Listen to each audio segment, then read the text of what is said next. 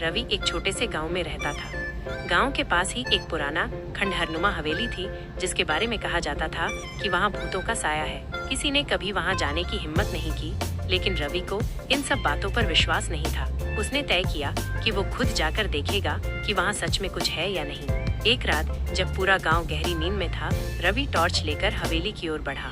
हवेली जर्जर हालत में थी, टूटी हुई खिड़कियां, जाले लगे हुए दरवाजे और एक अजीब सा सन्नाटा। जैसे ही उसने दरवाजा खोला, एक ठंडी हवा का झोंका आया और टॉर्च की रोशनी झपकने लगी। फिर भी वो अंदर चला गया। अंदर घना अंधेरा था, हर तरफ धूल और जाले फैले हुए थे। चलते चलते रवि को लगा कि कोई उसके पीछे चल रहा है, लेकिन जब उसने मुड़कर देखा तो वहाँ कुछ नहीं था। वो खुद को समझाने लगा कि ये सिर्फ उसका वहम है।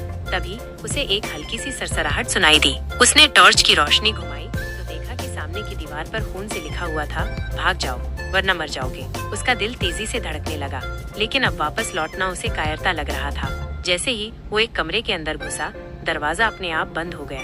रवि ने दरवाजा खोलने की कोशिश की, लेकिन वो टस से मस नहीं हुआ। तभी एक फीकी हंसी गूंजी और कमरे का तापमान अचानक गिर गया। सामने एक धुंधली परछाई उभरने लगी। धीरे धीरे वह आकृति एक औरत में बदल गई। उसकी आंखें लाल थीं, चेहरा सफेद और विकृत।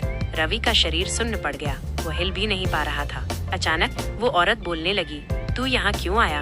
मैंने तो तुझे पहले ही चेतावनी दी थी। रवि की आंखों के सामने अंधेरा छा गया और वो बेहोश होकर गिर पड़ा।